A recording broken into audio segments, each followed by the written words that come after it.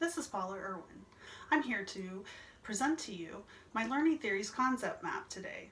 I decided to create my concept map around theories of motivation. And the reason why is because after 22 years of teaching, I have found that I have a very small percentage of students who seem to lack motivation and have very little engagement in the classroom. So I was trying to find some ways and strategies to help fix this and reduce that percentage. So I wrote my Learning Theories paper about this as well. So without further ado, let me present you my concept map. So here is my Learning Theories concept map, and as I mentioned in my introduction, I designed this on theories of motivation, since that's what my Learning Theories paper is going to be on.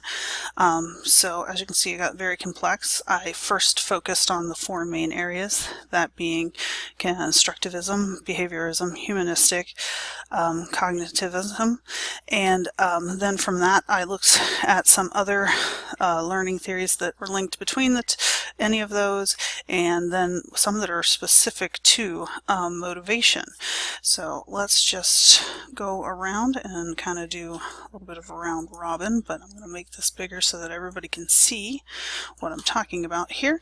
So let me first focus on constructivism, and there's a lot of links between constructivism and cognitivism, and several of these people actually did research in both areas. But with constructivism, motivation is influenced by the learner's desire to construct their own meaning, and Vygotsky said knowledge is actively constructed by the learner. So the learner actually was more motivated to learn things that they were wanting to find meaning to. Bruner said that students learn best by discovery, so they were interested in constructing things and building things and hands-on experiments and that kind of stuff. And for Dewey, students are more motivated to learn from experiments and experiences, and current interests. So things that they want to, they're more motivated to learn things they're interested in.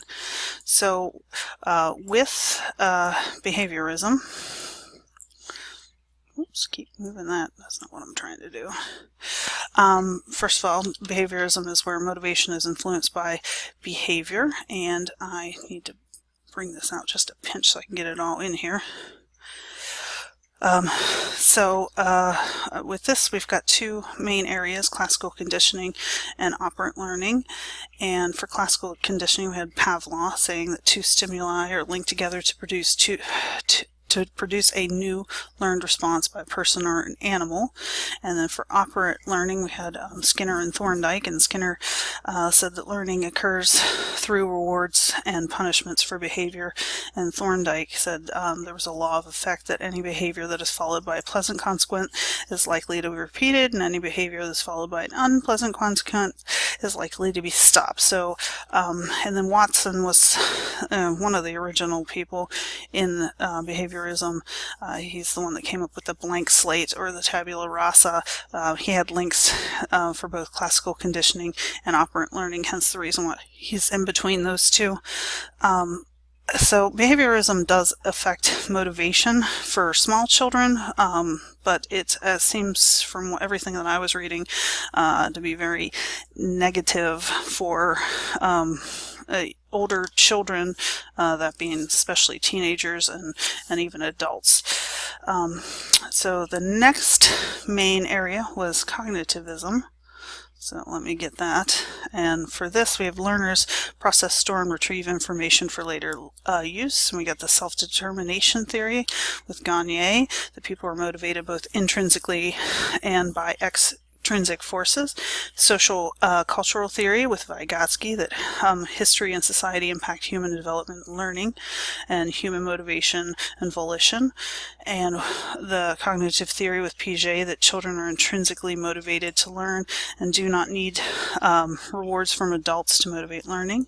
And then we have the two theories here that are specific for motivation, the attribution theory. Heider couldn't find much information specific on that individual, but Wiener saying that there's internal and external attributes that cause behavior, which is kind of similar to some of the intrinsic and extrinsic forces discussed by Gagne. The expectancy theory, we got Eclise and Wigfield. Belief in capabilities and value of academics are predictors of academic success. And then Vroom, who had efforts to achieve depend on expectations of reward. We had the expectancy, where motivation is equal to perception. Instrumentality, there's a connection between success and rewards. And valence, or value. And he said that all of three of those needed to be high in order for the student to be motivated. And then we start to see some links here. In between behaviorism and cognitivism, we had the social learning theory that we discussed about in class, and with that we had Bandura saying that people learn from one another through modeling, observation, and imitation. So if the learner liked what they see, they were more motivated to learn. And then we had Ames and Dweck saying that there were some achievement goals that students were motivated to achieve, and after that, Pintrick expanded on their work and said that there were three areas. There were the mastery goals, social goals, and performance goals within that. And then there are two other theories that are specific for motivation. The incentive theory by Kylene, I think is how it's pronounced, is somewhere in between Skinner and Gagne, and that behavior is motivated by intrinsic and extrinsic forces. That does sound very much like Gagne. And then there's the temporal motivation theory by Steele and Koenig, saying that people were motivated by time and deadlines, and they had a formula kind of similar to Vroom's expectancy theory, so I linked those in there together. Over here on the other side, the fourth major area here was the humanistic, which Maslow had the hierarchy needs, and these literally go in the order, that was the one with the pyramid from the bottom up, and then growth came after that.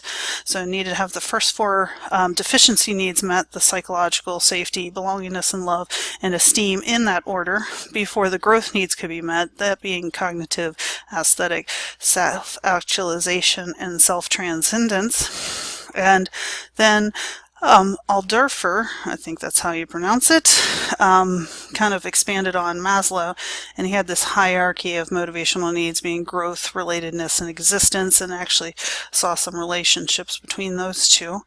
And then finally, Leonard, I think it's pronounced Beauvoir, and Scholl took Alderfer's and Maslow's work and came up with this grand theory of motivation with 5 factors are the source of motivation.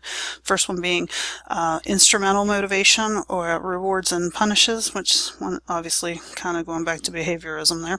And the intrinsic process motivation, the enjoyment and fun, that's kind of linking to the intrinsic that Gagne was talking about. The goal internalization, the self-determined values and goals, also back to Gagne and the self-determination theory and things over there. And we have the internal self-concept based motivation, and finally the external self-concept based motivation. And then we had some other theories here. We have the drive reduction theory, that humans are motivated to satisfy psychological needs by Hall, and motivation comes from a desire to maintain homeostasis, and that's very close to what Maslow was saying with the deficiency needs, hence the reason why I linked those together.